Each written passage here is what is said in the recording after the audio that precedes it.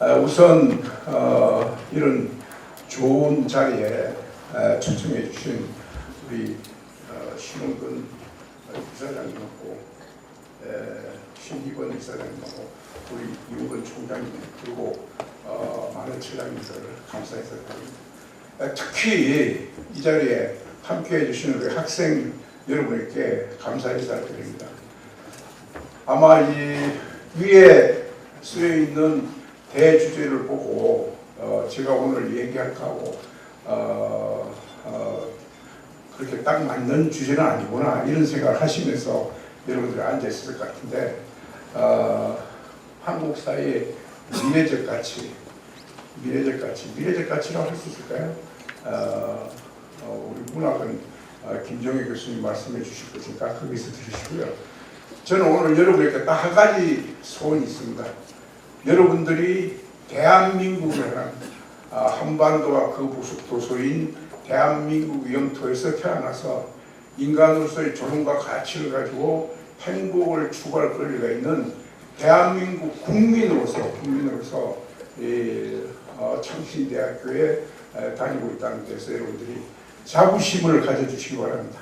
오늘 제 얘기를 들으시고 내가 참 좋은 나라에 국민으로서 살고 있구나 이러한 것만 여러분들이 습득되셨다면 제가 서울서까지 내려온 그 목표가 달성될 거라고 생각합니다.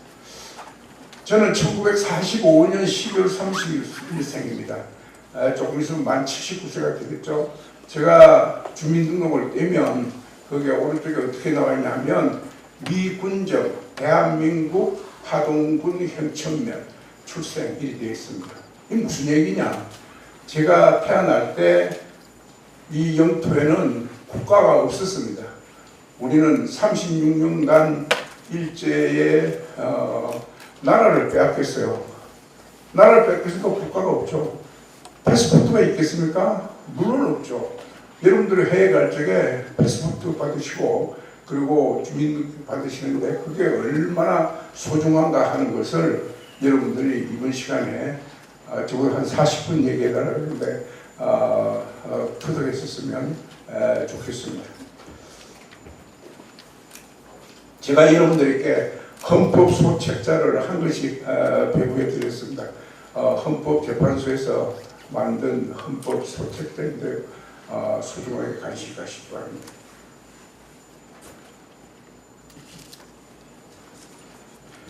오늘 제 얘기는 그 목차에서 본 것 같이 대한민국 헌법의 구성, 대한민국 건국, 6.25 윤천벽 건국의 주역에 대해서 얘기하도록 하겠습니다. 대한민국 헌법 소책자를 여러분들이 가지고 계십니다. 헌법을 보시면 총 10장으로 구성되어 있습니다.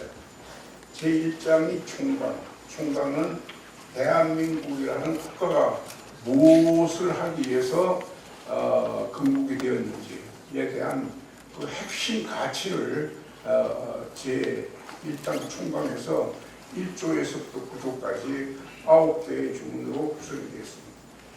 제2장은 국민의 권리가 없는데요. 제10조 아까 조금 전에 말씀드린 대한민국 국민은 인간으로서의 존엄과 가치를 가지며 행복을 추구할 권리가 있는 그러한 대한민국 국민에 대한 이 가치 선언부터 시작해서 10조부터 39조까지 40개의 조문으로 구성되어 있습니다. 제3장은 국회고요. 국회, 정부, 법원, 삼권 분립이죠. 그 다음에 헌법재판소, 선거관리, 지방자치, 경제 이렇게 해서 경제까지 127조까지 88개의 조문으로 되어 있고 그 다음에 128조, 121조, 130조와 헌법 개정에 대해서 3개의 조문으로 나와 있는데 이거는 그 조직의 가치라고 얘기할 수 있겠습니다. 그래서 여기에 보면 개인의 국가의 가치 1조에서 9조 9개 조문, 개인의 가치는 11조에서 39조 30개의 조문이 되어 있고요. 그 다음에 조직의 가치는 40조에서 127조까지 88개의 조문으로 구성이 되어 있습니다.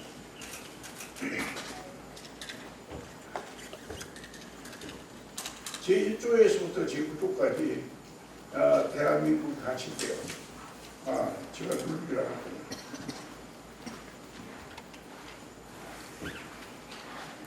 헌법 제1장 총강 1조에서 9조까지인데 우선 우리 학생들이 한번 읽어보도록 하겠습니다.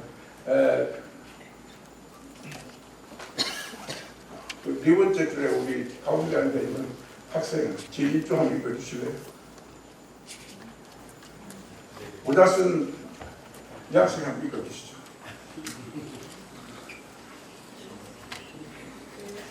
제1조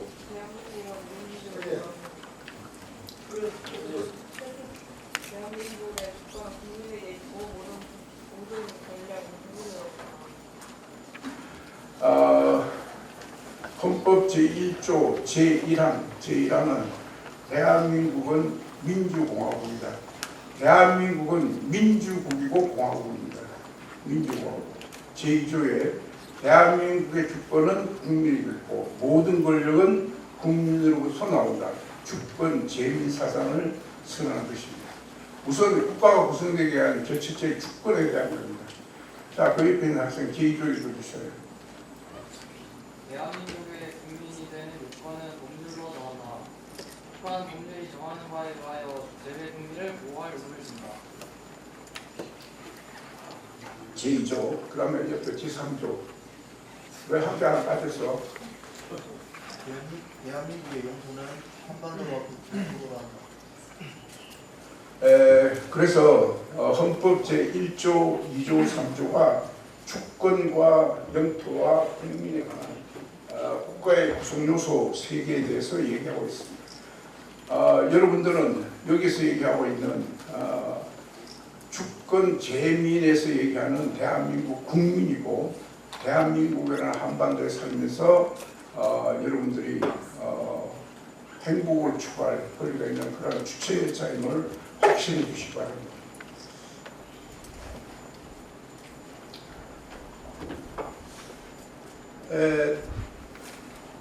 그 다음에 3조에서부터 127조까지가 기관 조직의 가치라고 할 때 우리는 거기에서 우선 국회, 법원, 행정부, 상권분립 그리고 난 뒤에 헌법재판소, 지방자치, 선거관리, 재정, 경제에 관한 이런 부분으로 채워져 있습니다.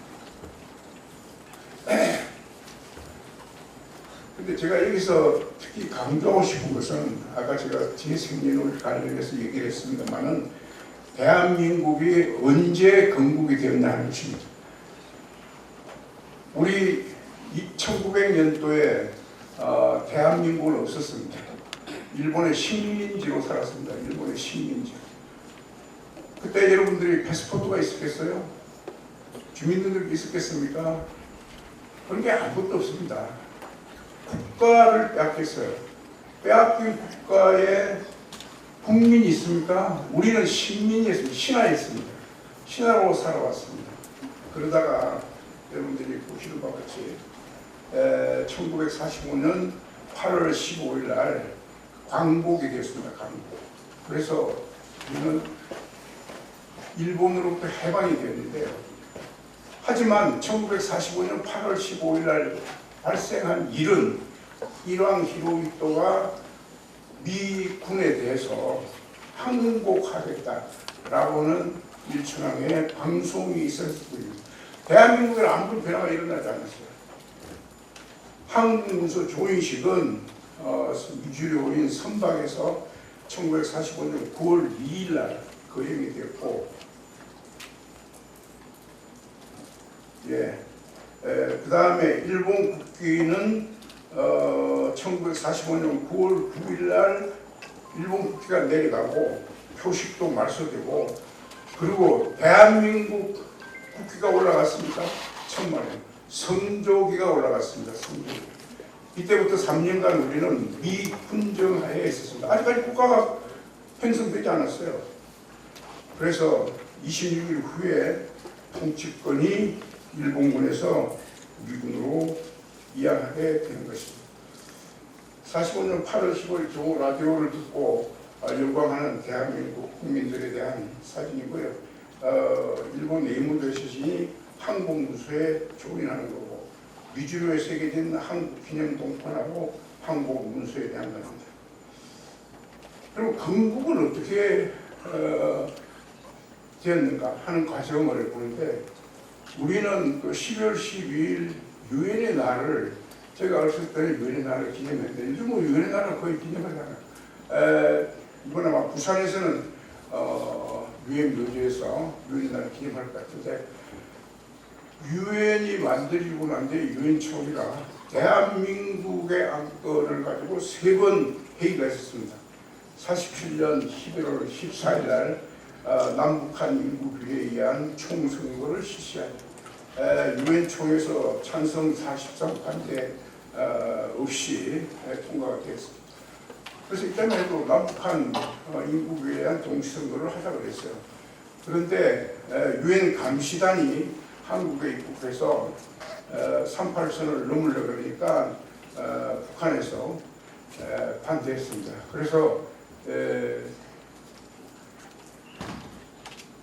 이국으로 갈 수가 없으니까 그때 당시 우리 이승만 후에 대통령이 시국에서 소위 정읍 발언을 해서 선거가 관리한 지역만의 선거에서 정부를 수립하고 그러고 나서 우리가 잘 살 테니까 자유민주주의와 시장민주주의가 잘 살 테니까 그와 같은 부를 가지고 못 사는 지금 현실적으로 나타나고 있습니다. 여기 있는 우리 동포들이 얼마나 굶주린가 하는 걸 여러분들이 뉴스를 잘 아실 텐데 그들을 끌어들여서 통일을 이루자. 이건 나중에 잠깐 얘기했습니다. 아데나워 독일 총리하고 같은 생각을 했습니다.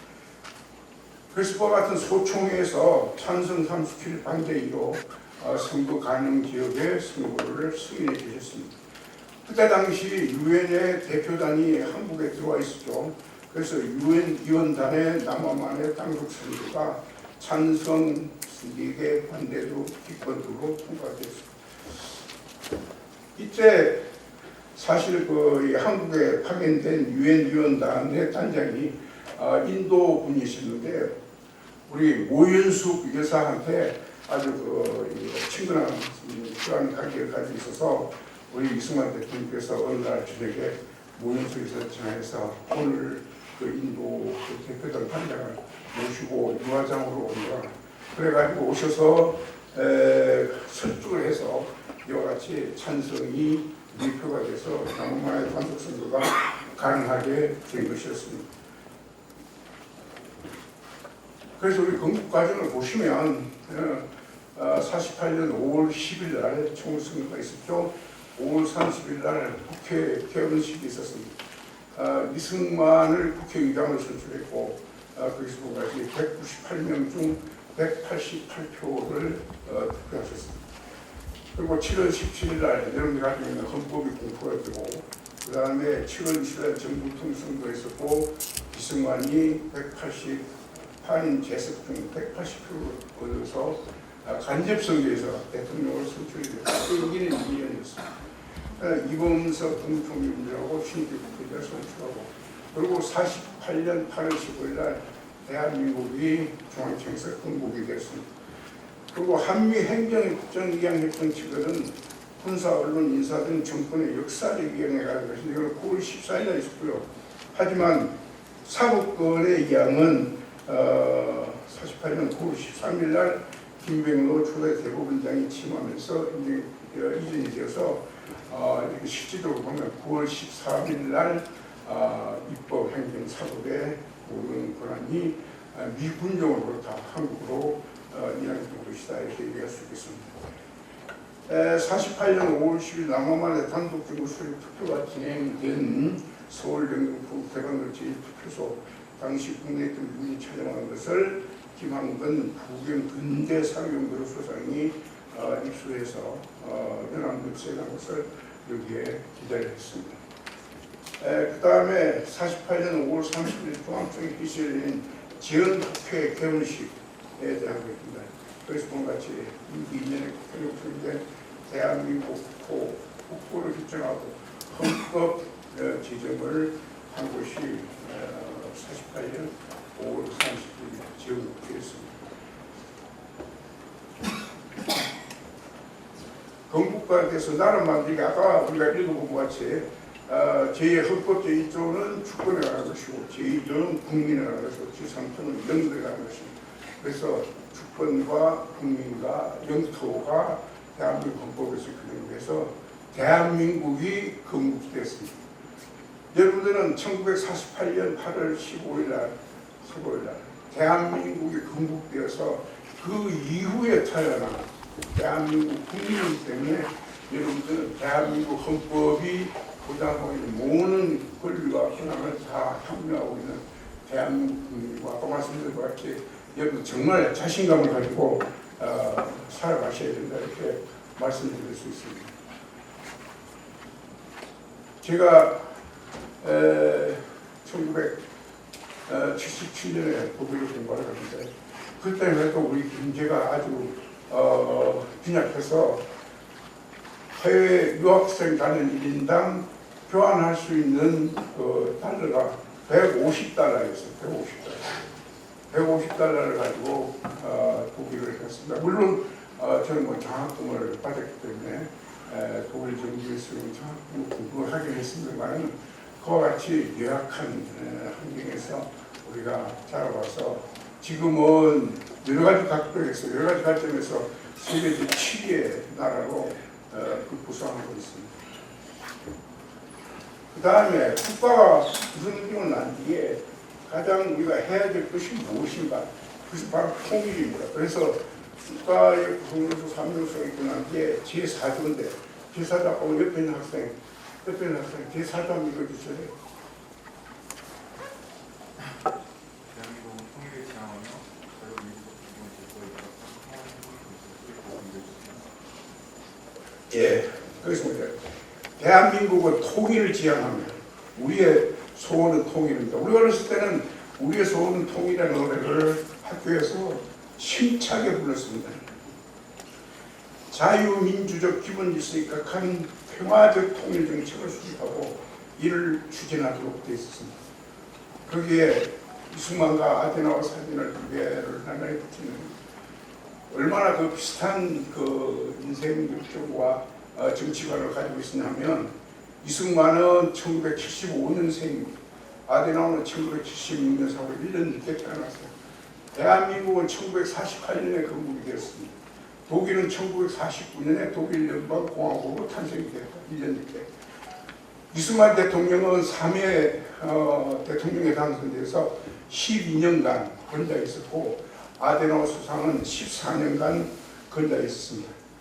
이 두 분의 기본적인 생각은 우리가 자유민주적 기본 질서에 입각한 자유주의와 시장경제 바탕한 이런 국가를 건국해서 나라를 융성하게 하고 그리고 융성화된 나라의 부를 가지고 못 사는 동독과 북한을 우리가 통일하자.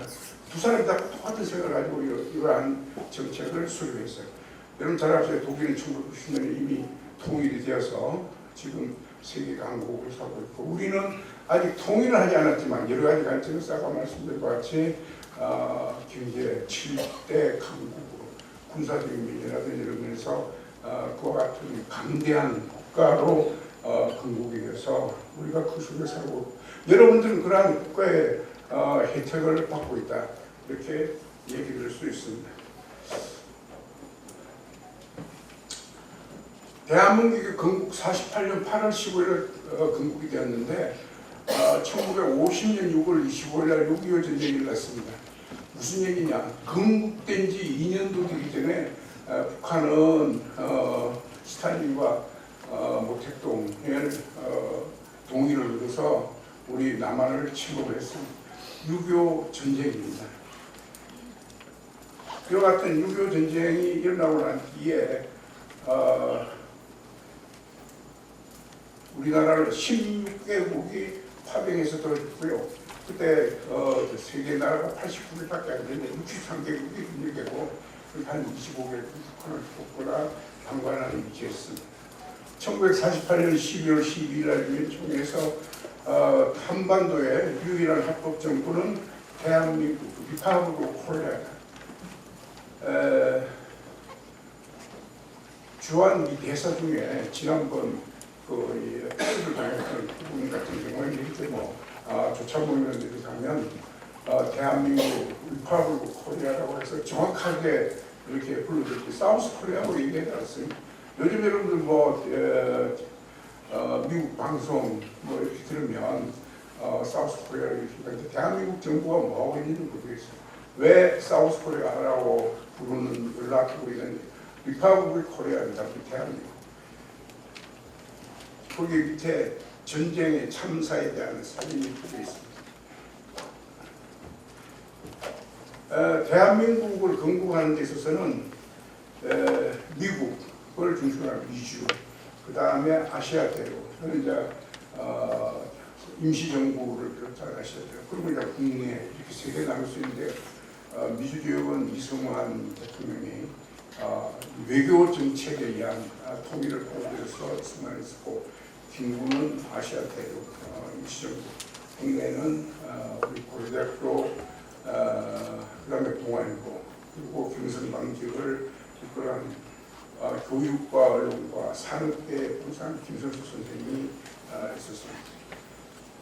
그 사진은 기후보 한영대에서 공개 연설하는 48년 10월 23일, 오른쪽은 48년 4월 평양 남북 연석회의 참석하는데 돌아오는데 아들과 비서를 데리고 김구 선생님이 있습니다. 저의 주장은 딱 한 가지입니다. 거기에 있는 것 같이 대한민국에서는 초등학교 1학년 때부터 대한민국 건국사, 대한민국이 어떻게 건국되는지, 지금 제가 말씀드린 이런 진실에 바탕한 대한민국 건국사를 가르치고 그 다음에 헌법 정신이 교육돼야 된다, 이렇게 생각합니다. 그리고 저는 교육자의 한 사람으로서 옛날에 내려오던 지덕체를 주장하는데 순서는 체덕지로 바꿔야 되는 것이 아닌가. 인간이 건강해야 건강한 사고를 할 수 있고, 그 다음에 덕으로 함께 공동으로 살아가는 우리 사이에 남을 배려할 줄 아는 그런 지식을 그 다음 단계에 있지 않을까, 이렇게 싶습니다. 그 다음 제가 후속 자료로 건국 대통령 이승만 자료인데 여기에 있는지 모르겠습니다.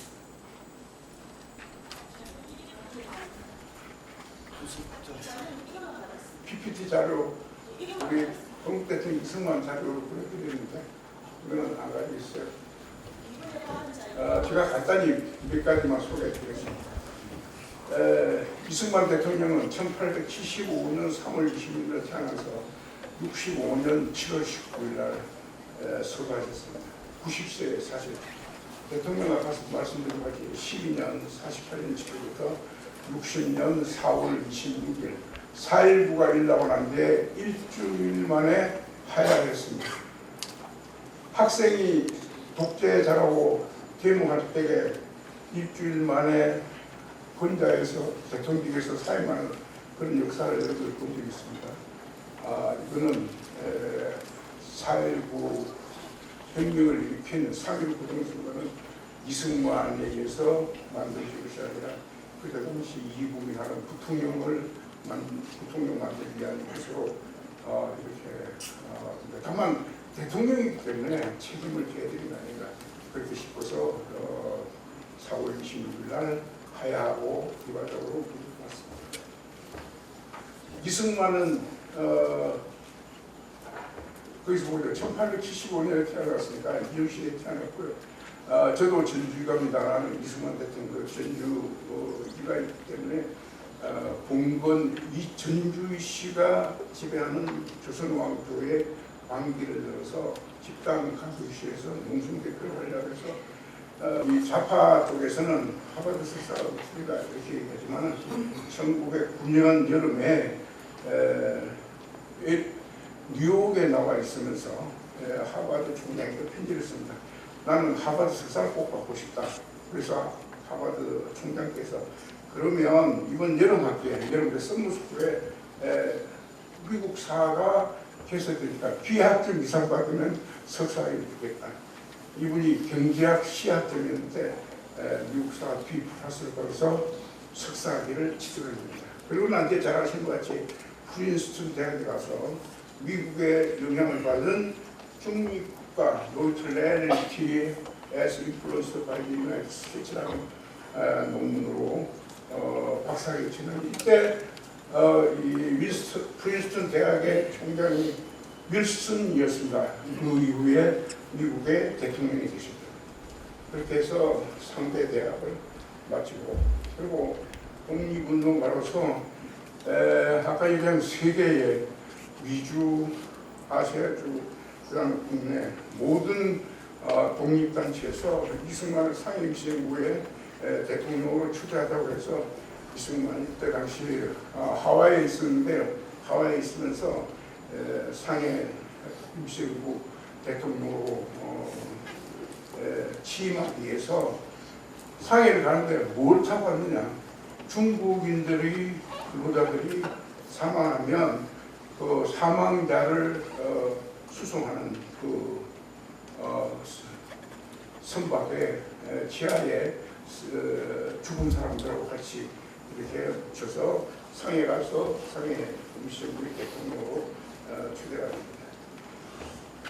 제가 2008년부터 한 4년간 이승만 기념회 회장을 맡았는데 그래서 2013년에 하와이를 갔었습니다. 가서 이승만 대통령이 숫다마를 경영을 해서 거기에서 나온 돈을 상해 임시정부에 보낸 그간 현장을 방문했습니다.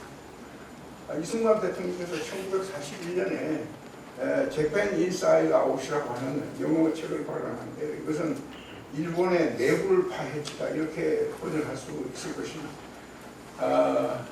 이 이승만 대통령이 41년 5월에 재팬 인사이드 아웃을 발간했을 때는 미국의 조야에서 저 전쟁 광신분대라고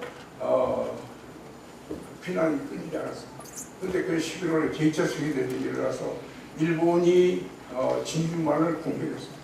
그 소식을 듣고 콜버 여사께서는 뭐라고 얘기했냐면 지금 이 시대의 미래를 내다보는 해안을 가진 가장 위대한 정신이 이승만이다. 이렇게 칭찬을 해줬습니다. 그래서 책이 갑자기 많이 팔려서 프란체스코 여사의 말씀을 드리면 살아계실 적에 처음으로 그에게 돈을 인수를 받아서 받아주셨다고 하는 얘기였습니다. 6.25 전쟁 중에는 여러분 잘 아시는 것 같이 중공군이 내려오고 난 뒤에 메가더 장군하고 이승만은 중공까지 침공하라고 하는 확진 정책을 썼는데 그때 소련, 미국 쪽에서는 이승만을 제거하자는 기도도 몇 번 있었습니다만 이승만이 전 국민의 사랑을 받기 때문에 그러지를 못했습니다. 대한민국 건국하는 데서 이승만이 한 업적을 보면 48년에 대한민국을 건국했고요. 6.25 전쟁에서 대한민국을 구했고 여러분들 건국된 지 2년도 안 돼서 아무 준비가 안 됐는데 이 대한민국을 쳐들고 들어왔으니 얼마나 위험한 일이었어요.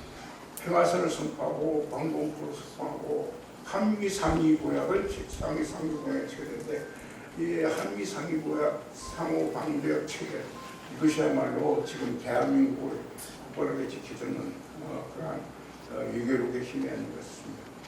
농지 계획을 해서 그때 당시 박헌영이 김일성한테 뭐라고 보고했냐면 우리가 서울만 들어가면 남한의 노동자 농민이 다 들고 일어나서 바로 통일된다 이렇게 얘기했습니다.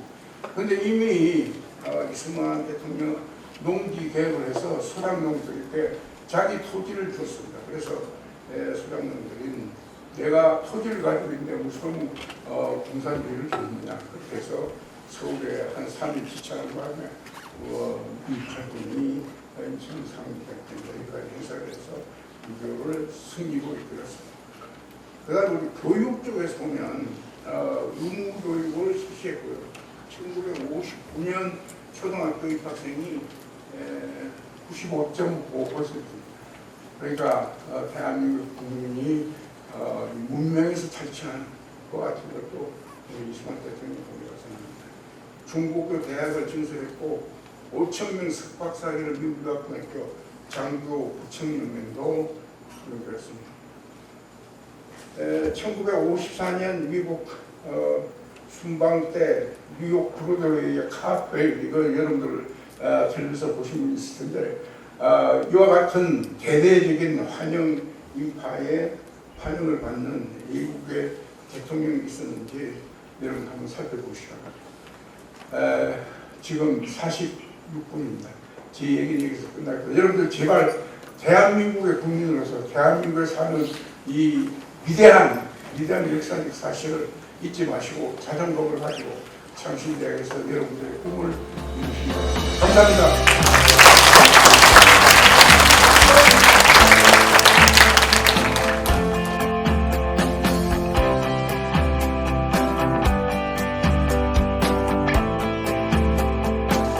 Ladies and gentlemen, 좀 웃어주시겠어요?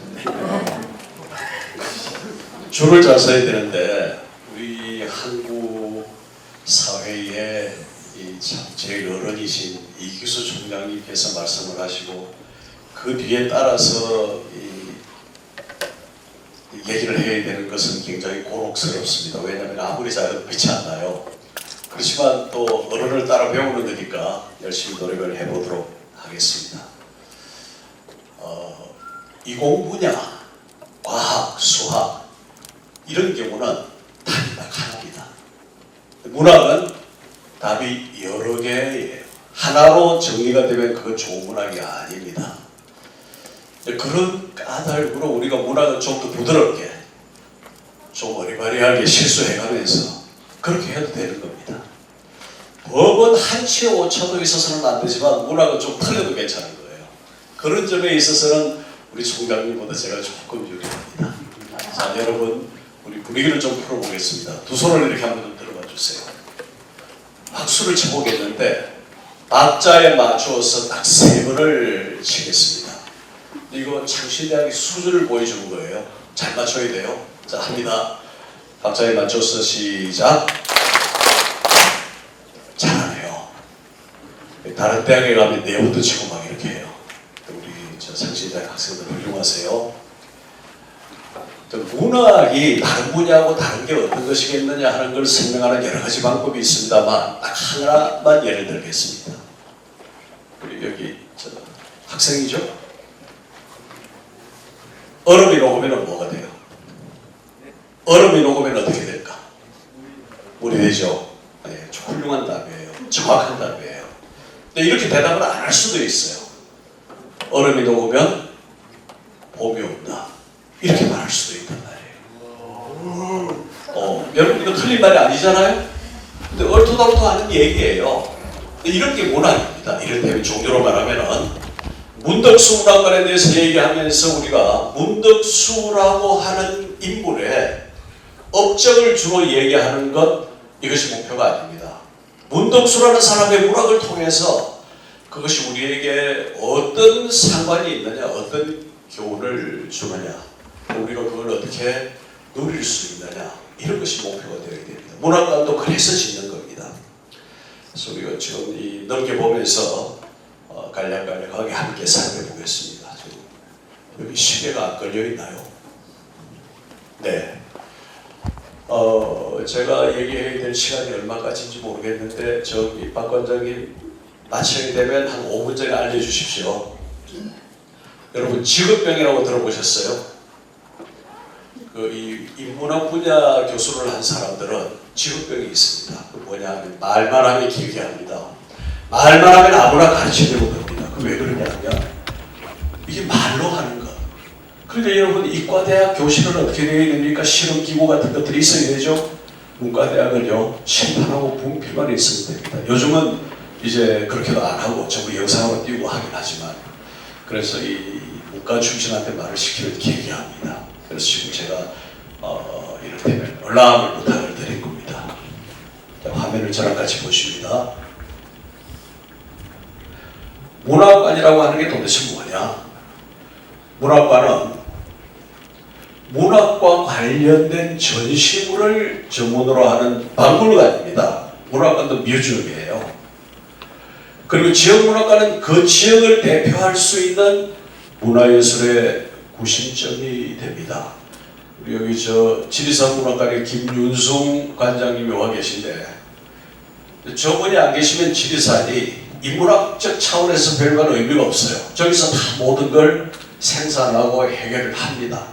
문학관이 지역의 중심이 된다라고 하는 것은 그런 의미예요. 그리고 문화 행사와 그 향수는 그걸 즐거워하고 누린다라는 얘기입니다.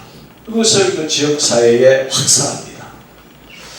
한국에 있어서 이 문학관의 역사라고 하는 것을 쭉 보면 처음에 지방문화원, 그리고 문예회관, 문화의 집, 이런 과정을 거쳐왔어요. 그리고 21세기 이후에 문학관 중심이라는 트렌드가 생겼습니다. 21세기 들어서 문학관이 이 일들의 중심지가 된다는 것은 매우 바람직한 일입니다. 어떤 면에서 바람직할까요?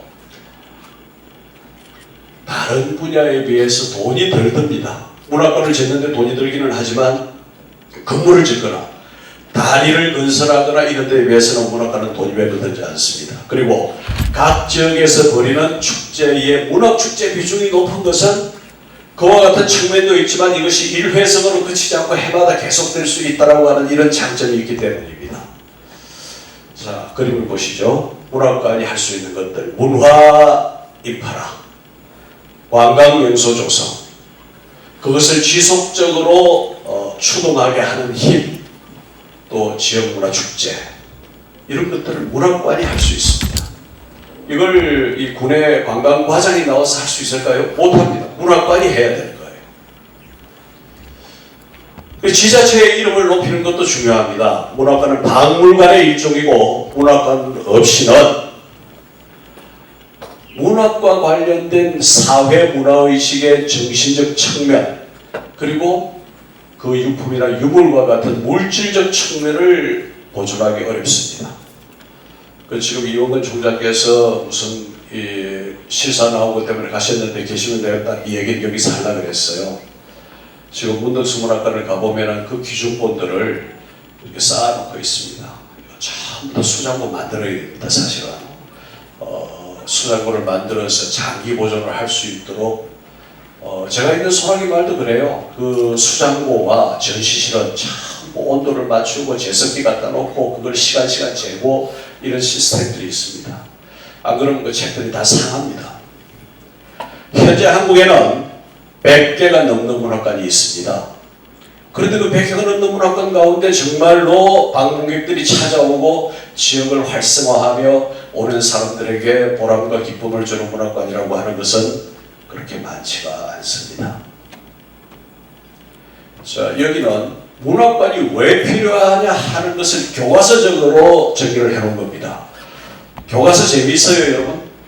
재미없어요. 이거 설명하는 거 별로 재미없어요. 제가 지금 얘기한 걸 그냥 기억하시고 문학관, 그거 중요하네, 있어야 되겠네, 이렇게만 생각하시면 돼요. 한국의 대표적인 문학관 사례, 여기 지금 뭐가 빠졌느냐 하면 지리산 문학관 여기 빠졌어요. 김윤승 과장님 죄송합니다. 우리 지리산 문학관의 사진을 다 가져가야 되는데 제가 오늘 이분이 오실 줄 몰랐어요. 오실 걸 알았으면 거기다 둘 텐데. 자, 한번 보시죠. 제가 촌장을 맡고 있는 경기도 양평의 황선문학촌 소나기 마을입니다. 지금 원통형으로 보이는 게 지붕이고, 지금 소나기라는 소설의 수수단을 상징합니다. 그 오른쪽에 건물이 있고 왼쪽으로는 이 황순원 선생의 유택이 있고, 그 다음에 이 건물 바깥으로 15,000평의 야산 대지 산책로가 조성이 되어 있습니다. 그러니까 건물 하나가 있으면 문학관이라고 하고 끝내겠는데, 이게 지금 야외가 이렇게 넓으니까 문학 마을이 형성되는 방식이니까 할 수 없이 황선원 문학촌 소나기 마을 이렇게 이름을 붙인 겁니다. 그 다음에 이 방문객이 많기로 이 강원도 평창의 이효석 문학관입니다. 그래서 이 평창의 봉평면은 이효석의 메밀꽃 때문에 먹고 산다라는 말이 있을 정도입니다. 실제로 그렇습니다. 거기 컨도미니엄이나 리조트가 많기 때문에 거기 간 사람들이 가족들끼리 전부 여기를 찾아가는데 한국 사람들이 이걸 좀 가서 유심히 들여다보고 생각도 해보고 해야겠는데 그렇게 안 하고 썩 둘러보고 나와서 메밀전 사 먹고 들어갑니다. 그런데 그 동네에서 메밀전을 팔아가지고 동네가 어떻게 먹고 살아요? 여러분 이런 것도 하나의 믿음이긴 해요. 자 여기입니다. 강원도 춘천 신대마을의 김유정 문학촌입니다. 여기 되게 재밌어요. 김유정이라고 하는 작가는 20대 중반에 요절을 했는데 단편 소설을 썼고 그리고 에세이를 썼습니다. 김유정의 단편 소설들 중에서 그 3분의 2가 무대가 여기 춘천 신대마을이에요. 문학관을 지었는데 황순호 문학촌에 황순원 선생의 경우에는 살아계실 때까지 갖고 있던 유품들을 제가 선생님 돌아가시고 사모님 돌아가시기 전에 가서 허락을 받고 다 옮겨왔어요. 그 유품이 많아요. 근데 김유정은 전쟁통에 보따리 하나 있었는데 이걸 누가 가지고 있었느냐 하면 월북한 작가 안회남이라는 사람이 갖고 있다가 전쟁통에 잃어버렸어요. 유품이 아무것도 없습니다. 문학관에 가면 문학관 건물을 지어놓고 안에다가 교과서에 실린 김유정의 작품들을 복사해서 붙여놓고 이렇게 되어 있어요. 이걸 보고서 김유정을 우리가 느낄 수 있겠는가 문제가 되죠. 근데 이 문학관을 시작한 전상국이라고 하는 작가가 기발한 아이디어를 냈습니다. 왜냐하면 그 신라마을 곳곳이 김유정 소설의 무대이니 까닭으로 그러니까 여기는 봄봄에서 이 쟁기질 하던 곳 여기는 동백꽃에 정순이가 쓰러졌던 곳, 여기 들병이가 앉아서 술판을 든 곳, 여기 금병의 숲, 저 천명산, 마을 전체를 문학관으로 만들어버린 거예요. 그럼 뭐 마을 전체를 문학관으로 어떻게 만들어요? 아무도 없어요. 사인보드, 간판 하나 세워놓은 거예요. 그럼 거기 꼭 김유정이 그 자리에서 농가는 걸 보고 봄봄이라는 소설을 썼느냐? 어떨까요? 그렇지 않아요. 그냥 그 무대를 배경으로 썼다라고 할 수 있는 거죠. 그렇지만 거기에 깃발을 꽂고 여기서 춤춰라라고 했을 때 그거 아니다라고 반박하지 않는 것이 문학적 태도입니다. 그러려니 하고 받아들이는 거죠. 근데 우리 소나기 마을 같은 경우에도 경기도 양평에 소설의 그 마지막 부분에 내일 소년회가 양평읍으로 이사간다는 것이었다. 딱 한 구절이 나오는데 그 구절을 의지해서 양평의 소나기 마을을 만들었단 말이에요. 그럼 소설 속에서는 윤초시댁이 나오고 서당골이 있어요. 그런 지명은 어디에도 없어요. 작가가 만든 거예요. 그럼 양평군 관내에 어디가 소나기 마을이냐? 어딜까요? 작가도 특정하지 못해요. 그런데 거기 깃발을 꽂고 여기가 소나기 마을이다 라고 하면 그거 아니다라고 말하는 건 문학적 태도가 아닌 거예요. 이런 걸 여러분 우리가 좀 심하게 말하면 먼저 우기면 돼요. 먼저 우기는 거예요. 그리고 이를테면 말빨이 센 사람이 이기는 거예요. 자, 이걸 제가 굉장히 좀 쉽게 여러분 웃으시라고 한 얘기인데 너무 지금 엄숙해요. 손 좀 기시게 켜고 들어보십시오. 우리 학생들 손 좀 쭉 들어봐요. 예. 오케이. 예. 옆사람 치지 말고요. 오케이. 그래서 이 김유정 문학관이라고 하지 않고 신대마을 전체를 김유정 문학촌이라고 부르는 거예요. 그래서 이 문학촌은 성공을 했습니다. 그러니까 아무것도 없는 데에 사람들을 오게 하는 기발한 방법으로서 우리가 현실 속에서 볼 수 있는 문제를 넘어서 상상력을 활용해서 이 문학관을 이렇게 탈바꿈시킨 거예요. 자, 여러분 상상력이라고 하는 건 많이 들어봤죠? 상상력이라고 하는 것이 실제로 우리 삶에 어떤 영향을 미칠까요? 이걸 잘 한번 생각을 해보십시다. 두 가지만 예를 들게요. 어떤 측면이 있었어요. 너무 가난해. 먹고 살 게 없어요. 그래서 교회 창고에 거기서 이렇게 잠을 자면서 지내요. 하루에 먹을 수 있는 것이라고는 밥 한 주먹밖에 없어요. 근데 이 청년이 어떻게 했느냐면 그걸 아껴 먹으면서 그 창고에 같이 사는 생쥐하고 친구가 됐어요. 그리고 밥알을 나눠주고 생쥐가 나중에 친해지니까 아빠를 들고 서서 짹짹거리기도 하고 이렇게 됐단 말이에요. 그 생기에게 이름을 붙여줬어요. 뭐라고요? 미키마우스라고. 그 중요한 누굴까요? 월트 디즈니입니다.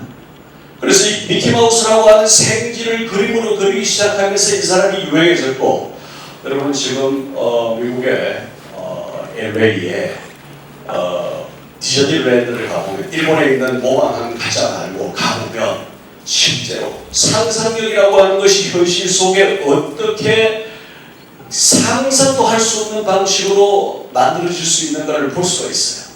하나만 더 예를 듭니다. 이혼을 한 젊은 여자가 있어요. 겨울이 되었는데 먹고 살 게 없어요. 애가 둘이야. 그래서 이 아이들을 입히고 먹이고 해야 되겠는데, 또 추운 집안에 난방을 해야 되는데 기름값도 없어. 할 줄 아는 거라고는 글 쓰는 것밖에 없어요. 글을 쓰기 시작했어.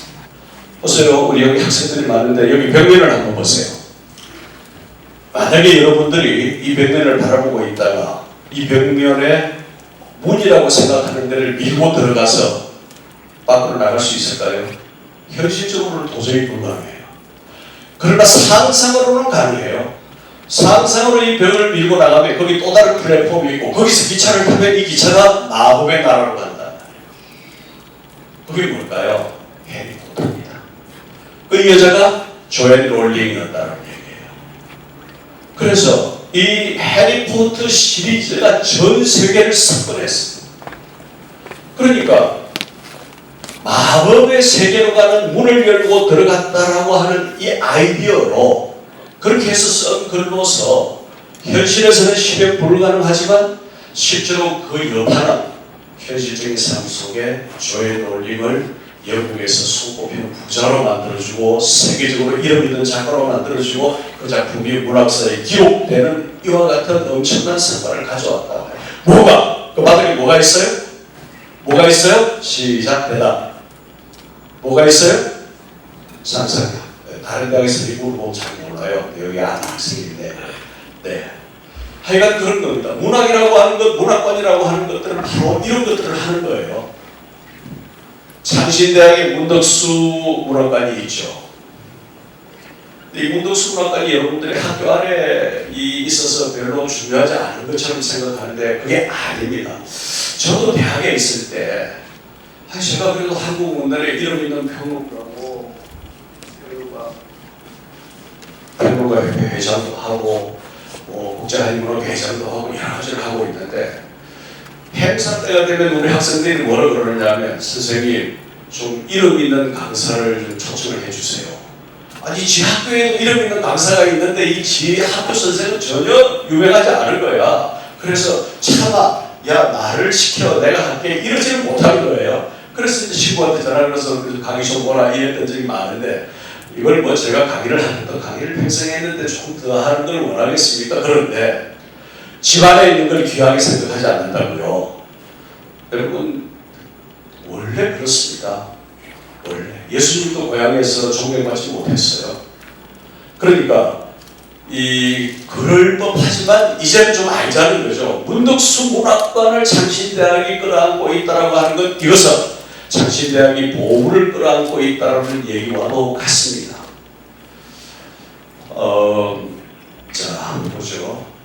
이 창신대학이 뭐 여러 가지를 잘 하고 있다는 얘기를 써놨고, 문덕수 문학관이 이 학교의 하나의 랜드마크가 된다라고 하는 것, 이걸 우리가 이해해야 된다는 것이고, 왜냐하면 밖에서 볼 때는 그렇단 말이에요. 문덕수 문학관은 지역문화센터로서도 지역사회와 시민을 위한 기능, 문학적 사고와 일상생활의 연계로 문화적 향유가 뭘까요? 즐기는 것입니다. 자, 우리 학생들은 이렇게 말할 거예요. 나 그 문학관 가봤는데 뭐 이 오래된 초판본 비싼 책들도 있고 그런데 나 그거 아무 재미없던데요.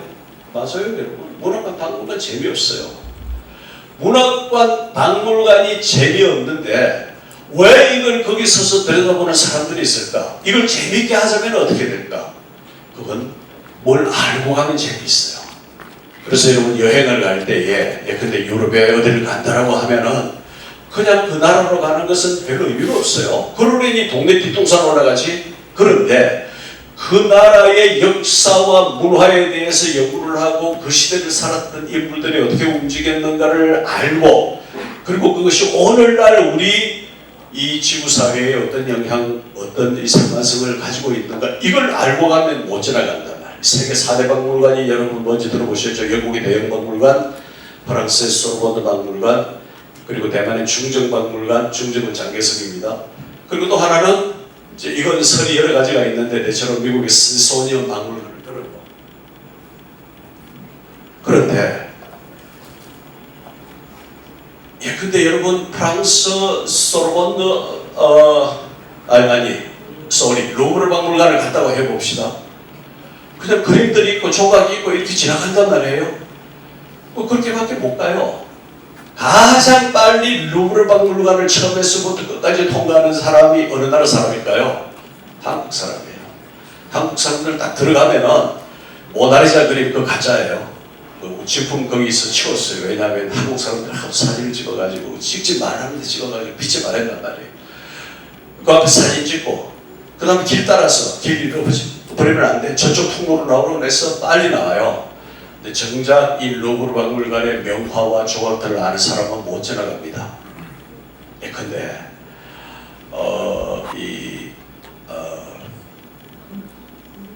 미켈란젤로가 조각한 다윗상이죠. 데이비드상 을 거기 세워놨단 말이죠.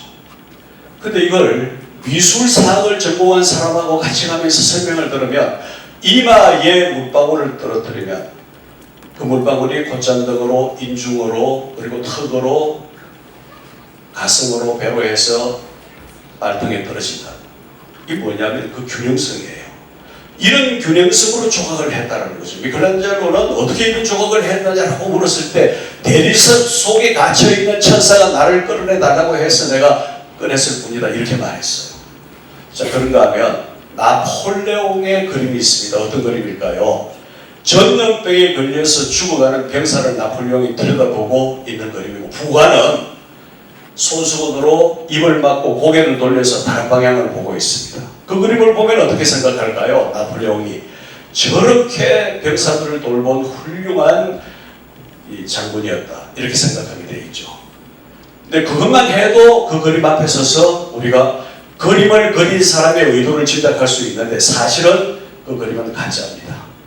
군종화가 나폴레옹을 따라다니는 화가가 그린 것인데, 실제로 나폴레옹은 어떻게 했냐면 전염병에 걸린 병사들 다 밖에 내보내서 죽여라 그랬어요. 그것 때문에 아니에요. 근데 그림은 그렇게 그린 거예요. 그래야 나폴레옹이라고 하는 위대한 장군을 얘기할 수 있기 때문에. 이런 내용을 알고 그 그림 앞에 섰을 때 못 지나간단 말이에요. 그리고 여러분, 고흐의 그림 진품들을 우리가 이를테면 미국 가면 워싱턴에 있는 내셔널 뮤지엄에 한 7, 8점이 있고, 파사데나 쪽으로 가다 보면 사이먼 뮤지엄이라고 하는데도 또 그만큼이 있어요. 근데 이건 이제 한번 해봐야 돼요. 도록으로 본 고흐의 그림과 이 삼나무가 있는 풍경이나 해바라기 같은 실제로 고흐가 물감을 칼로 찍어서 바르듯이 그린 이와 같은 그림의 현장성, 진품 앞에 섰을 때 그림을 잘 모르는 사람도 그 감동을 잊기가 어렵습니다. 근데 이런 것들이 뭐냐 하면은 뭘 알고 가는 거예요. 그러려면 공부를 하고 가는 거예요. 공부도 요즘은 얼마나 하기 쉬워요. 옛날 같은 도서관에 가서 책 읽고 책을 찾아야 되고 했는데, 지금은 그런 걸 여러분 선형성의 시대, 가나다라 ABC들을 찾는 시대였고, 지금 비선형성의 시대예요. 여러분 갖고 있는 핸드폰에 딱 글자만 치면 바로 뜨지 않아요? 그 정보를 금방금방 볼 수 있어요. 문덕수에 대해서 그런 정도의 조사를 하고 여러분들이 문덕수 박물관을, 문학관을 들어가 보면 그 문학관이 재미없지가 않아요. 이게 한차 문학적 유품을 바라보는 눈에 있어서만 그럴까요? 아니요. 우리가 세상을 살아가면서 마주치는 여러 가지 일들, 그런 일들에 대해서 사전에 준비하고 대비하고, 그리고 거기서 있을 수 있는 여러 가지를 생각해보고 하는 이런 삶의 생활의 태도를 가지고 있다면, 우리가 문학관에서 어떤 감동을 얻는 것과 마찬가지로 우리 삶에 있어서 우리가 가야 할 길에 대한 어떤 인포메이션, 디렉션 이런 걸 얻을 수 있지 않겠는가. 모든 곳에는 가르침이 있습니다. 세 사람이 길을 가면 그 중에 나의 스승이 있다라는 말도 있고 덕에 업은 아이에게서 배운다라는 말도 있습니다. 그러니까 여러분들이 문덕수문학관이라고 하는 이 창신대학이 가지고 있는 보물을 그냥 그 딱딱하고 지루하고 한 그 저 문학관을 왜 도서관에도 만들어놨지, 휴게실을 만들지, 이렇게 해서는 여러분들이 만약에 그렇게 생각하는 학생이 있다면 없겠지만 그 정신의 황폐함이라고 하는 것, 사람의 그릇이라고 하는 건 뭘까요? 훌륭한 지위나 재산을 가졌거나 이런 게 아닙니다. 그 사람의 속사람이, 그 사람의 내면이 얼마나 건전한 상식과 교양이 있는, 품이 있는 교양으로 채워져 있는가, 이게 훨씬 더 중요합니다. 그래서 문덕수문학관에서 우리가 이런 걸 배워야 한다는 거죠. 자, 문덕수문학관의 구성에 대해서 제가 대략 전시를 해놨는데 1전시실, 2전시실 이런 여러 자료들 이 문학관에 있으니까 여러분들이 언제든지 가서 좀 보십시오. 문덕수문학관이 2000년 6월에 개관을 했습니다. 올해 24주년이 되었는데 100개가 넘는 한국의 문학관들 가운데 대학의 문학관이 있는 곳이 딱 4군데입니다.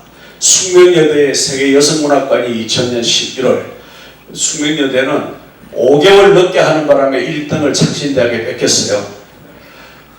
아니 제가 숙명대학 총장 하던 이경숙 씨한테 들었던 얘기인데 이걸 할 때 그렇게 학교에서 반대를 하더랍니다. 근데 해놓고 나니까 다들 좋다고 하더라는 거예요. 그게 뭐냐면은 말로만 듣던 것하고 체험해보는 게 다르다라는 얘기인데, 자, 그 다음에 백석대학의 한국현대시 백년관이라고 하는 게 있습니다. 그리고 최근에 부경대학, 부산의 부경대학에서 이주홍 문학관을 기증을 받았어요. 이주홍 문학관이 부경대로 들어갔습니다.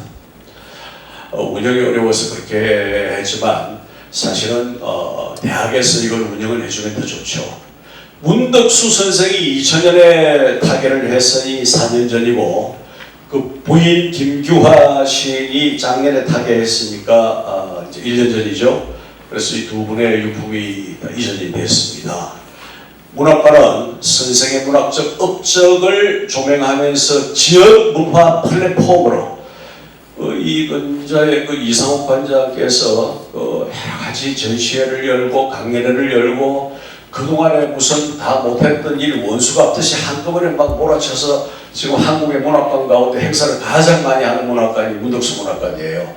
근데 여러분 이거 중요합니다. 이렇게 하다 보면 문학관이 다 알려지고 소문이 납니다. 우리 하동에 이병주라고 하는 작가가 있습니다. 한국의 대작가예요. 살아있을 때의 최고의 베스트셀러 작가였고 한국의 작가들 가운데 사상이나 이념적 차원에서 또는 이야기의 재미에 있어서 구성의 드라마틱한 차원에 있어서 이 작가를 따라갈 사람은 없습니다. 오죽하면 이본열이 두 손으로 항목했어요. 나는 아무리 해도 이병주 선생은 못 따라갈 것 같다. 또 그런가 하면 드라마 작가 조선왕조 500년을 쓴 신봉성 선생은 저한테 우스갯소리로 이렇게 말했습니다. 생전에 야, 나님이 드라마를 썼으면 우린 다 밥 굶어 죽었다. 유명한 드라마 작가예요. 한국의 100년 내에 다시 한번 나기 어려운 평론가 김윤식 선생께서 이렇게 말했습니다. 돌아가시기 전에 병실에 누워 있을 때 가까운 분이 물었습니다. 이거 싫어합니다. 선생님, 평생 문학을 공부하셨는데 한국의 작가들 가운데 가장 기억에 남는 가장 최고로 치는 작가가 누굴까요? 한참을 생각하다가 나련히 이병주다. 그 다음에 사람됨, 작가의 사람됨으로는 어떨까요? 그것도 나림이다. 이렇게 얘기를 하고 갔다는 거예요. 근데 이 나림이 그동안 이분이 이제 1921년에 태어나서 1992년에 71세로 세상을 떠났는데 세상 떠나고 한 10년간 잊혀졌어요. 왜냐하면 사람들이 이제는 과거의 문학을 보지 않는단 말이에요. 그런데 그 타계 10년 후에 이병주 기념 사업을 시작하고 또 이병주 문학제, 국제문학제가 생기고 하면서 지금은 이병주를 다 가까이 느끼고 있습니다. 그런데 이렇게 말하자면 이 작가도 한동안 잊혀졌었다는 거죠. 문덕수 선생도 그동안에 좀 이렇게 잊혀졌어요. 문덕수 선생이 훌륭한 문인이지만 특히 젊은 세대들은 잘 몰랐어요. 근데 이제 문학까지 생기고 이렇게 다시 활발하게 움직이면서 단순히 우리가 문덕수 선생을 역사 속에 되살렸다라고 하는 것이 중요한 것이 아닙니다. 문덕수의 문학에서 우리가 무엇을 얻을 수 있을 것인가가 중요해요. 여러분, 영문학에서 말하는 3대 고전 작품이 있습니다. 셰익스피어의 리오왕, 두 번째로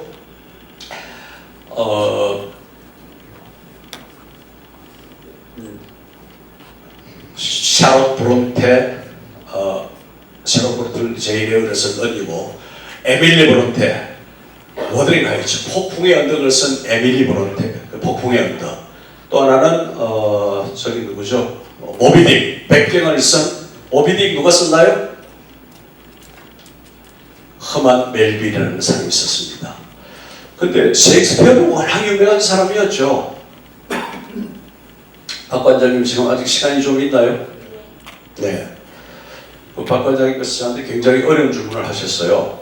저쪽에 그 방문하신 분들이 끝나면은 그때 이동하면 되니까 끝나는 걸 알려줄 테니까 계속 얘기하고 있으라. 이건 이제 여러분 인문학자한테는 그렇게 얘기해도 돼요. 자, 한번 이 세의 작가들 얘기를 제가 잠깐 해볼게요. 영국을 해가 지지 않는 나라라고 불렀습니다. 19세기에. 왜요? 해외에 있는 영연방들, 영국 식민지가 워낙 많아서 영국 본토에 해가 질 때 지구 반대편에 있는 영연방에서는 해가 떠오른단 말이에요. 그리고 영국 하원은 떠오르는 해를 멈추거나 남자를 여자로 여자를 남자로 바꾸는 이외에는 모든 걸 할 수 있다. 이게 19세기의 유럽이죠. 유럽 제일주의 시대의 영국의 강성함을 말하는 그런 때였습니다. 그런데 프랑스 사람들이 그러한 영국을 두려워하고 존경했을까요? 아니요. 아주 무시했습니다. 영어 같은 문자를 가지고 무슨 위대한 작품을 만들겠느냐? 고작 해야 너희가 초세 캔터베리 이야기 같은 것밖에 더 썼냐? 그런데 프랑스 사람들이 더 이상, 프랑스는 여러분 우리가 중고등학교 학교 다닐 때 교과서에 나오는 예술가, 이를테면 문인, 음악가, 미술가 4분의 2가 프랑스 사람이에요. 이거 예술의 나라입니다. 엄청난 나라예요. 그런데 프랑스 사람들이 영국을 그런 측면에서 아주 무시했는데 언제부터 무시할 수 없게 되었느냐? 셰익스피어 때부터 무시할 수 없게 됐어요. 아니, 셰익스피어의 희곡으로 프랑스가 도저히 흉내낼 수 없는 여러 작품들이 쏟아져 나온단 말이죠. 그래서 이제 이와 같은 결과가 나오니까 영국이 셰익스피어를 인도와 바꿔주지 않겠다라고 말했어요. 인도하고 누구하고 바꾸자고 하긴 했나요? 지는 영토였는데 그때는. 그런데 그 셰익스피어가 쓴 리오왕, 이제 이 얘기를 하자면 얘기가 길지만 리오왕이 하나가 있어요. 그 다음에 에밀리 브론테가 쓴 워더링 하이츠, 폭풍의 언덕은 발표됐을 때 굉장히 나쁜 평가를 받았습니다. 아니, 무슨 이런 엄살한 복수의 이야기를 소설로 썼느냐? 에밀리 브론테 일시 죽었어요. 그 작품은 전혀 평가되지 않았어요. 그런데 사후에 나중에 그 작품이 다시 평가를 받았습니다. 그보다 훨씬 더 심한 건 뭐냐 하면 허만 멜빌의 모비딕이에요. 우리말로 백경, 흰 고래라고 번역합니다. 이 백경이라고 하는 작품이 발표되었을 때에 이게 지금 뭔 얘기냐 하면 미국 시애틀에서 고래잡이 하는 이 허만 멜빌이 고래잡이 포경성 선원이었어요. 고래잡이 하는 얘기인데 처음 작품이 발표되었을 때 고래잡이 얘기니까 이게 소설이 아닌가 보다 하고 수상 서적 코너에 꽂혀 있었어요. 그리고 그로 인해서 멜빌이 받았던 인세는 평생에 한 300불이 채 안 됐습니다. 빈센트 반 고흐가, 지금 별이 된 화가 빈센트 반 고흐가 평생을 두고 전시회를, 그것도 여러 사람이 하는 전시회를 한 번 했고 거기서 300불 정도의 그림 하나를 팔았고 그 그림 산 것도 다른 사람이 아니라 고흐의 동생 태오였고, 그래서 고흐의 평생의 꿈이 나도 내 전시회를 한번 해보는 것이다. 그러니까 참 어렵고 힘들고 비참하게 살다가 갔습니다. 그러나 지금 고흐의 작품은 세계 미술사의 천정을 치고 있습니다. 근데 이 허만 멜빌의 모비딕이라고 하는 거 완전히 잊혀졌어요. 근데 나중에 지자체에서 멜빌 탄생 100주년 기념 사업을 하면서 되살아났어. 100년 후에 유명해지기 시작했다. 그래서 과거에 이를테면 생전에 유명했던 사람이 잊혀졌다가 다시 되살아나는 경우가 많지는 않지만 이렇게 있어요. 그래서 이제 이명주 선생의 경우도 한 10여 년간 그런 시절이 있었고, 문덕수 선생의 경우에도 이분은 돌아가신 지가 4년밖에 안 됐습니다만 와명 중에 오래 계셨고, 그동안에 사람들이 차츰차츰 이 문덕수 선생을 잊어가고 있었는데, 우리가 그렇게 잊어버려도 또는 잃어버려도 좋은 문인이냐? 그럴까요? 아닙니다. 이 문제에 대한 묵시적 어떤 합의가 없다면 예컨대 이 문학관도 이루어지기 어렵고, 또 저도 여기 와서 이 강의를 하고 있지 않을 겁니다.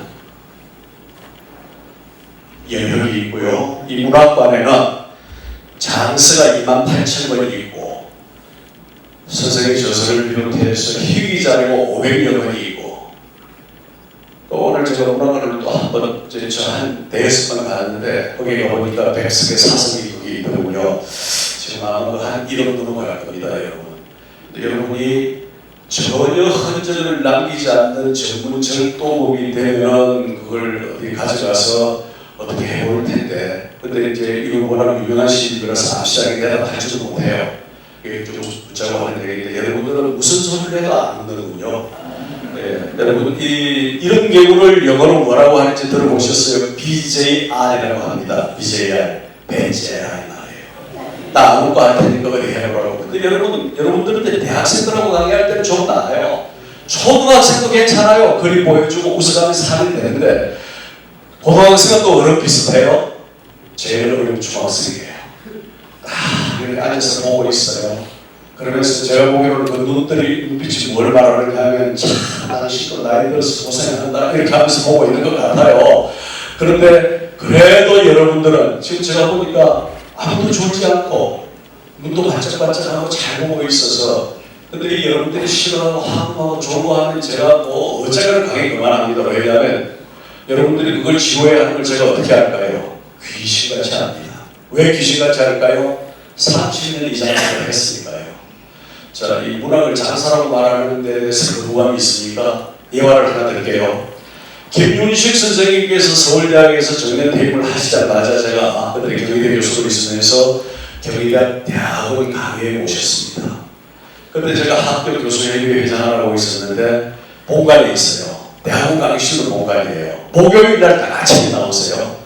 그래서 목요일 저는 학교를 안 나가는 강의가 없는 날, 그래서 선생님 모시니까 아침 일찍 나가 있어요. 그러면 한 9시, 딱 9시 강의를 해요. 이 연세드신 어른이 8시 반에 그 방문을 열고 들어오세요. 그럼 이제 커피도 다른 거 안 드세요. 다 커피, 믹스 커피. 그걸 한 잔 딱 드십니다. 그리고는 이제 9시 5분 전에 가방을 들고 일어서시면서 저한테 이렇게 말해요.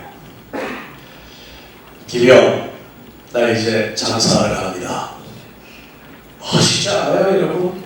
한국의 불후의 문학평론가, 이 100년에 한 번 날까 말까 교수가 가방 들고 5분 전에 강의실 가면서 김영, 나 이제 장사를 합니다. 이게 무엇이 생각해봤어요. 우리 뭔가 타바 사무실에 가서 조교들이 있는데 5분 전에 수업 가면서 강의자 챙겨가지고 어이 나 장사를 가네. 안 되더라고요. 아무도 묻지도 않고 아무도 감동하는 것 같지도 않고 답을 해보고 말았어요. 그런데 자, 이런 걸 여러분, 우리가 엄숙한 강의에서 나 장사합니다 하는 이런 것들을 다른 말로 표현하면 문학적 일탈, 문학적 허용 이렇게 말합니다. 법률가가 나 이제 장사 안 합니다. 이거 굉장히 위험해요. 우리 총장님 그런 말씀 안 하세요. 근데 문학가들은 이제 이런 얘기를 합니다. 희귀자료 500여 권. 근현대문학 형성기에 영향을 미친 외국 원서 3,000여 권. 이게 좀 여기 있단 말이에요. 문덕수 문학관에. 백석 시집, 유치한 육필 원고 등을 보관하고 있어서 한국문학과 이문정신의 보물창고라는 평가를 받는다. 자, 그러면 도대체 문덕수라고 하는 사람의 네, 저 박 관장님 저보고 한 5분만 하라고 지금 저기서 혹시 6분 하면 안 될까요? 여러분 이순신 장군이 감옥을 갔다가 다시 전장을 가보니까 배가 다 깨지고 12척 남아있고 하나 더 가져와서 13척이에요. 그 선조한테 장계를 보냅니다. 전하, 소실에게는 아직도 13척의 배가 있습니다. 여러분 제게는 아직도 5분의 시간이 있습니다. 좀 웃어요. 정말. 자, 문덕수에 대해서 제목만 휙휙 살펴보겠습니다. 아까는 4시까지 해도 된다고 그래가지고 나 지금 이제 애써서 좀 길게 하고 있는 중인데 빨리 하겠습니다. 경남 함안 출생입니다. 홍익대, 고려대 수학을 했습니다. 마산상고 제주대 홍익대 교수, 특별히 한국문화예술진흥원 지금 한국문화예술위원회인데 여기 원장을 하셨어요. 그러니까 교수이자 문인이자 관료로서 여러 가지를 함께 하셨고 92세까지 사셨습니다. 그 다음에 이제 보시면 현대시인회 회장, 국제팬 한국본부 회장, 지금은 이제 이사장이라고 부릅니다만 대한민국 예술 회원 등등 여러 직함을 가지고 계셨죠. 이 지금 문덕수 선생에 대한 건 여러분 인터넷에 다 있어요. 다 떠 있습니다. 그러면 이 문덕수 선생의 문학적 특성이 뭐냐 하는 걸 그냥 말로만 설명할게요. 한국 문학의 새로운 장을 연 시생이다. 전쟁을 경험한, 직접 체험하고 부상을 당했던 사람입니다. 실제로 내가 체험한 것, 그래서 현실에서 있었던 일을 리얼하게 표현해서 읽는 사람이 그 시대와 사회 환경을 이해하도록 하는 이런 문학, 이걸 뭐라고 할까요? 리얼리즘이라고 합니다. 리얼리즘의 핵심 키워드는 왓입니다. 뭘 말하느냐예요. 근데 여러분, 리얼리즘의 반대편에 서 있는 모더니즘이라는 얘기를 들어보셨겠죠. 이거는 뭘 말하느냐가 아니에요. 어떻게 표현하느냐입니다. 그러니까 이것의 핵심은 how입니다. 이 차이예요. 자, 19세기까지 여러분 리얼리즘의 시대입니다. 세계 문해사조에 있어서 음악도 미술도 문학도 다 그랬어요. 근데 20세기로 넘어오면서 시대 정신이 변하기 시작합니다. 그와 같은 어떤 사실주의적인 방식, 리얼리즘의 방식으로 감당하기 어렵게 돼요. 그러니까 문학에 있어서 사무엘 베케트의 고도를 기다림에 같은 희곡이 나오고, 음악에 있어서도 샌베르크의 시비형 기법 같은 것이 나오고, 그 다음에 미술에 있어서도 피카소 같은 형이상학적 그림이 등장하기 시작합니다. 피카소가 처음 나왔을 때 사람들이 전부 미치광이 화가라고 했어요. 그런데 피카소를 지금 그렇게 말해요. 천재 화가라고 얘기합니다. 미치광이하고 천재의 차이가 별로 없다라는 거죠. 종이 한 장 차이였다. 언제? 시대 정신이 변할 때는 그렇다라는 얘기예요.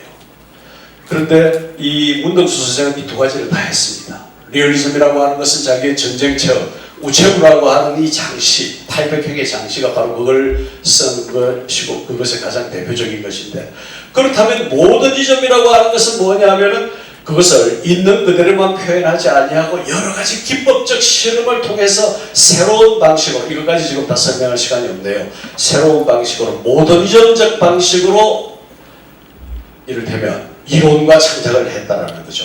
1930년대에 김광균이라고 하는 시인을 필두로 한 모더니즘 시운동이라고 하는 것이 있었는데, 이것은 근데 여러분 30년대 이상을 생각해 보세요. 뭘 말하느냐가 그렇게 중요하지 않아요. 어떻게 표현하느냐가 중요한 거예요. 근데 문덕수 선생은 what과 how 두 가지를 함께 다 했던 문인이에요. 시집들입니다. 여러 시집들. 시대 정신의 호강을 입은 리얼리즘의 조류가 질풍노도처럼 밀려오던 시대에 어떤 모습으로든 상투화된 시적 언어의 사용을 거부하고 원래 언어가 가졌던 심리적 감성, 실제의 형상력을 복원하는 데 주력했다. 그런 점에서 그의 시는 근실한 모더니즘의 습성을 잘 발현했다. 장시 우체부에 대한 얘기입니다. 평설이 두꺼운 책 한 권입니다. 시는 800형인데 500형이네요. 제가 좀 착각을 했나 봅니다. 네. 500형이나 800형이나 공통점은 길다 이겁니다. 이거 웃어야 돼요 여기 여러분.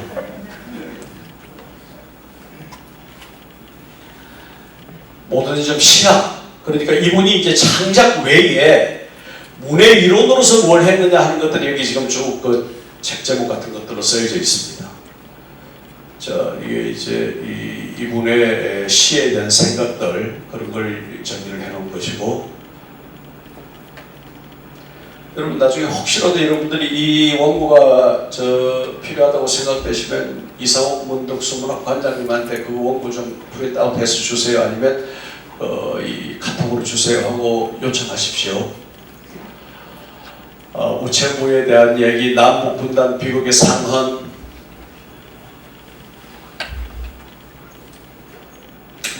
두 번째 가운데 거 봅니다. 이를 통해 문덕수는 어떤 경우에라도 포기할 수 없는 생명 존중의 사상, 지속적인 반문명에 대한 저항의식 등을 문면에 펼쳐봤다. 이것이 문덕수뿐만 아니라 모든 문학의 목표였을 것이다. 전쟁에 관한 것들입니다. 전쟁에 관한 시. 여러분 이 말 무슨 말인지 이것만 얘기하고 넘어갈게요. 국가 불행 시인 행위라. 국가는 불행한데 시인은 행복하다 말이 될까요? 역설적으로 국가가 불행하다. 근데 전쟁이 일어났어요. 그러면 그것은 민족적 참상이지만 본인들은 이것을 문학으로 형상화할 수 있는 소재의 보물 창고를 가졌다 이런 뜻입니다. 만약에 두보가 일생을 두고 집과 고향을 떠나서 유랑하는 삶을 살지 않았더라면 두보가 남겨놓은 시의 역사, 시사라고 부르는 그와 같은 방랑시편의 명편들은 없었을 것이라는 거죠. 자, 마무리 설명이 더 필요하지만 그냥 안 해도 되지 않을까 싶습니다. 맨 마지막 문장은 감사합니다입니다. 감사합니다.